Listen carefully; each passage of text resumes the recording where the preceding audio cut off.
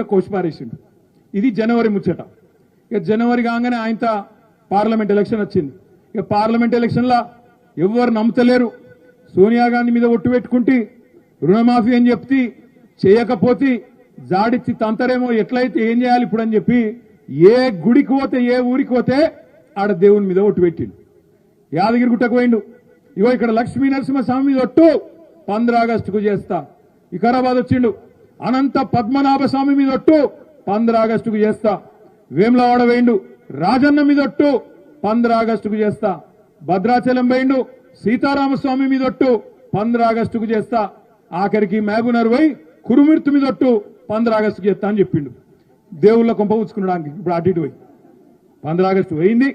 రుణమాఫీ కాలే. ఇప్పుడు దేవుళ్ళందరూ ఏడ దొరుకుతాడా రేవంత్ రెడ్డి అని వాళ్ళు కూడా ఎత్తుకుతాను. ఏడున్నాడు ఈడని. గింత ద్రోహం అంటే మనుషులను మోసం చేసుడు కాదు, దేవుళ్ళని కూడా మోసం చేసిండు. దైవ ద్రోహం చేసిండు దుర్మార్గుడు.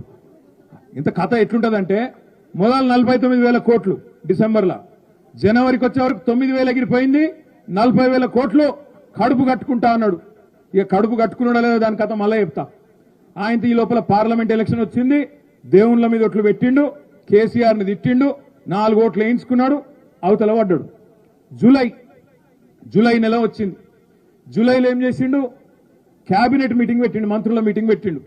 మంత్రుల మీటింగ్లో చెప్పుకున్నాడట బాధ రేవంత్ రెడ్డి. ఏం చేయాలి, మనం అనుకోపోతే గెలుస్తామని ప్రజలు కూడా గట్లే అనుకున్నారు. ఎమ్మెల్యే వీకిండు కానీ కేసీఆర్ అయితే ముఖ్యమంత్రి ఉంటాడు కదా అనుకున్నారు. కానీ మనమేమో నోటికొచ్చినట్టు మాటలు ఇస్తేవి, మరి అక్కడనేమో మనకు శాతనైతే లేదు. ఎట్లా చేయాలి అని అడిగిండట. అందులో ఒక మంత్రి గారు చెప్పిండట, ఒక పని చేయి సారు, ఇక కటింగ్ పెడదాం, ఎట్లాగూ తప్పది, లేకపోతే ఏదో ఒకటి చెప్పి కటింగ్ పెట్టాలి. నీ ఆధార్ కార్డు నెంబర్ చక్కగా లేదని కటింగ్ పెట్టాలి, నువ్వు ఇన్కమ్ ట్యాక్స్ కట్టినావని కటింగ్ పెట్టాలి, లేకపోతే రేషన్ కార్డు మీద ఒకరికే చేస్తా అని కటింగ్ పెట్టాలి, ఇన్కమ్ ట్యాక్స్ అనాలి, లేకపోతే ఇంకోటి పెట్టాలి, ఎట్లన్నా చేసి తప్పియాలని చెప్పి మరి మంత్రులు సలహా ఇచ్చిండట. అందుకే కేబినెట్లో ఏం చేసిండ్రు? 40,000 కోట్లు కాదు 31,000 కోట్లు ఇస్తామని చెప్పి మంత్రిమండలి తీర్మానం చేసిండ్రు. సరే అనుకుందాం, 31,000 కోట్లు ఇస్తాడేమో నిజమే అని చెప్పి మేము కూడా అనుకున్నాం. 31,000 కోట్లని జూలైలో 2వ వారంలో చెప్పిండు. జర లొలివేటకు రాయ మీ లొల్లి వెనకకెళ్ళి చెవుల జోరిగేలక మీ లొల్లి నాగు. 31,000 కోట్లని మంత్రిమండలి అయిపోయినాక బయటకు వచ్చి శిల్క పలుకులు వలికిండు రేవంత్ రెడ్డి. మేము నిజమే అనుకున్నాం. నేను సబితక్క అసెంబ్లీ మీటింగ్ పెడితే జూలై ఆఖరి వారంలో బడ్జెట్ పెట్టిను. బడ్జెట్ పెడితే మేము అందరం మర్యాదగా పోయినాం. పోతే 31,000 కోట్లు మొదలు 49కి వెళ్ళి 40 చేసి 9,000 కొట్టిండు. 40కి వెళ్ళి 31,000 అని చెప్పి ఇంకో 9,000 కొట్టిండు.